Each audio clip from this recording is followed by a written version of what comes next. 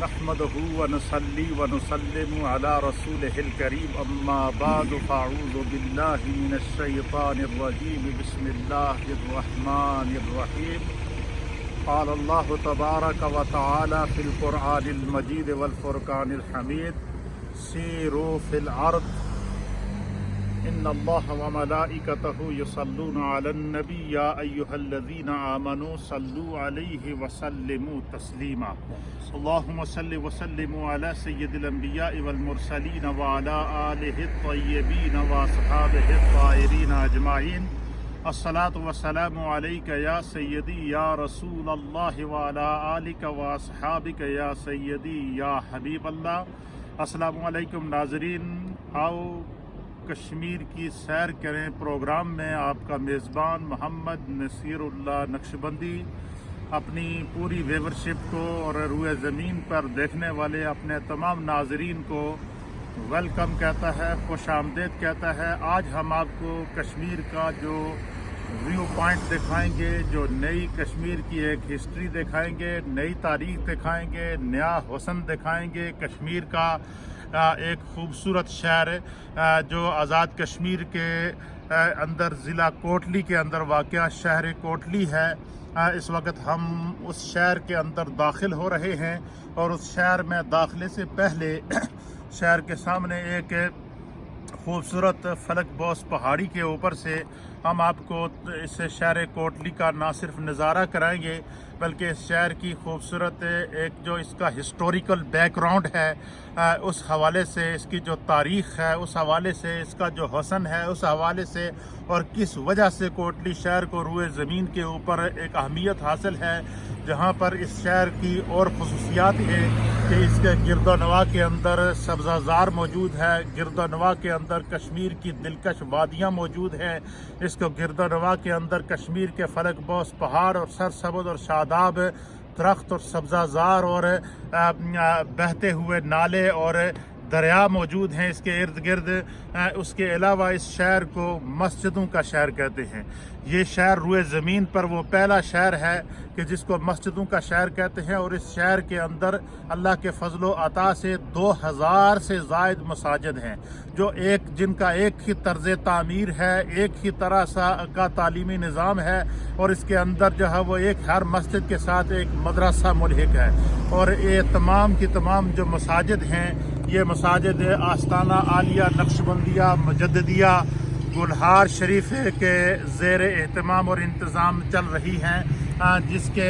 بانی اور سجادہ نشین خواجہ خواجگاہ حضرت خواجہ قاضی محمد صادق صاحب رحمۃ اللہ علیہ، اور اس وقت اس کے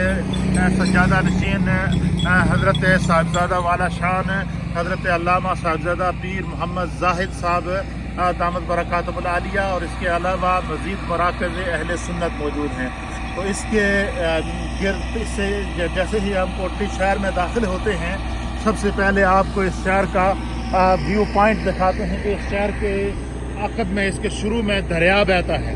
یہ دریا آپ دیکھ سکتے ہیں، یہ جو کوٹلی کا دریا ہے، یہ بالکل کتنا خوبصورت منظر پیش کرتا ہوا نظر آ رہا ہے۔ یہ دریا کے اوپر پھول آپ دیکھ لیں، اس کے ارد گرد آبادی دیکھ لیں۔ یہ دریا کے گرد جتنی زمینیں ہیں، یہ وہ زمینیں ہیں جو چاول پیدا کرتی ہیں، گندم پیدا کرتی ہیں، مکئی پیدا کرتی ہیں، اور یہ اس کا خوبصورت حسین منظر ہے۔ اور یہ جو آپ کو پورا شہر نظر آ رہا ہے، یہ سارا کوٹلی شہر ہے، اور اس میں آپ کو ہر 100 قدم کے فاصلے پر یا ہر 1، 2 یا 3 کلومیٹر کے فاصلے پر ایک مسجد نظر آئے گی، جو خوبصورت مسجد ہے۔ اس کے اوپر سفید گنبد بنا ہوا ہوگا۔ یہ ساری کی ساری آستانہ عالیہ گلہار شریف کے زیر اہتمام جاری و ساری ہیں، اور ہر مسجد کے ساتھ مدرسہ، اس کے ملحق مدرسہ ہے، اور یہ روئے زمین پر پہلا شہر ہے جس کو مسجدوں کا شہر کہتے ہیں۔ 2000 سے زائد مساجد اس شہر کے اندر آباد ہیں۔ آئیے ہم آپ کو کلوز کیمرہ کے ساتھ شہر کوٹلی کے اندر مراکز اہل سنت اور مساجد اہل سنت اور ان کا خوبصورت اور روح پرور منظر دکھاتے ہیں۔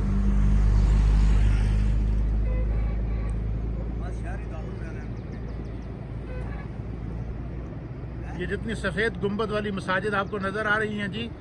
یہ ساری کی ساری ان کا طرز تعمیر ایک ہے، ان کا طرز تعلیم ایک ہے، ان کا طریقہ کار ایک ہے، ان کی بناوٹ ایک ہے، اور یہ ایک خوبصورت منظر اپنے حسن کے اندر جو ہے وہ ایک خوبصورتی پیش کرتا ہوا نظر آ رہا ہے. چائے نہیں پیئیں گے؟ چائے پی لیں گے؟ آرام سے کام کرنا.